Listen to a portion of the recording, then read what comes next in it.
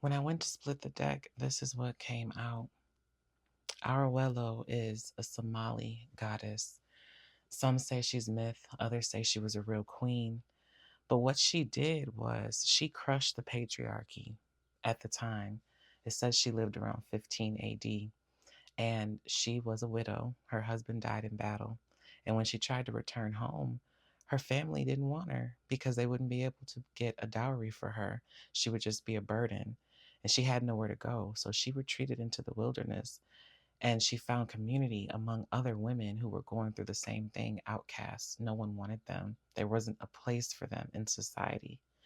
This is a message for a divine feminine that feels there's no place for her. You could be struggling with what's your purpose? Why are you here?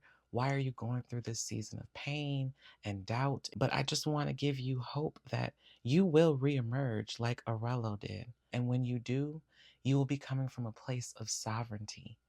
You don't need to fit into the system. You were created to break the very system that you're trying to fit into. And then the goddess Freya. She's more well known from Norse mythology. And she's here today to remind us that our power comes from our pleasure, comes from joy. That is an unlimited resource of power. Love, joy, peace, these are the things that are boundless. These are the things that no matter what is happening in your life, your perspective can invoke these resonances. Your perspective can change your frequency despite your outward circumstances. This is where your power is. So let's get you a couple tarot cards to see what else Spirit has to say.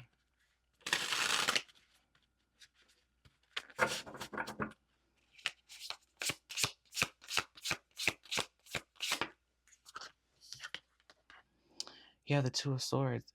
You need to come to a place of stillness. Oftentimes, the Two of Swords is interpreted as just being indecision, but that's not accurate. Yes, it can be indecision and not knowing which way to go, but it's also a perfect balance. It's stillness. It's two different swords. Usually, it's depicted as a woman being blindfolded, holding two swords close to her chest. Those two swords are two totally different frames of mind, two seemingly contradicting frames of mind. And if you want to go even deeper, one is the 5D, what you know with your soul, what you know with your intuition, but you have no proof. The other is the 3D, what you use your senses to make sense of. Oftentimes, especially during times of initiation, those two realities appear to contradict one another because the 3D is still waiting to catch up to the 5D. You've been given the vision, but you don't see it. Can you come to a place of stillness where you can hold both of these realities? This isn't about shaming yourself for not having faith enough to believe that what you saw in the 5D will come into the 3D. This is about extending radical compassion and unconditional love to the parts of you that don't believe, that doubt, that are scared, that fear rejection and abandonment. That is the spiritual place of the Two of Swords that Spirit is asking you to come to today. This Five of Pentacles, this lack, this abandonment wound. A lot of you struggle with proving yourself, striving, thinking everything has to come through suffering and hardship and sacrifice. Going back to Freya, Spirit is asking you, can you allow things to come to you easily? Will you lower your resistance so that I can bless you? Many of you are waiting for a blessing, and Spirit is waiting on you. And then you have strength here. Strength in the world. Yeah.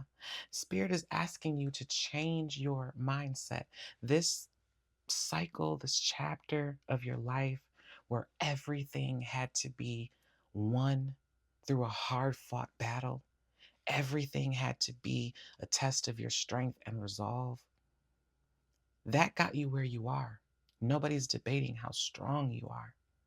But can you walk into your next chapter with a different type of strength, with the lightness and the airiness of pure joy, of radically accepting who you are, where you are on your journey, what you have, what you don't have, being so at peace within yourself that shame, guilt, proving, striving, all those things fade away for you.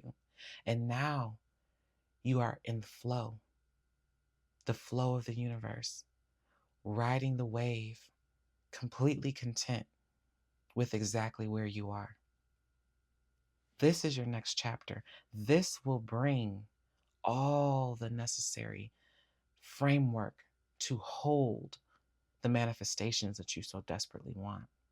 You are to give to others from your overflow because your cup is so full that it spills out and starts affecting the communities around you. This is what you're walking into, collective. Be brave, be strong, but that does not mean denying the part of you that isn't brave and strong. It means extending compassion, understanding, and integrating your shadow with your light.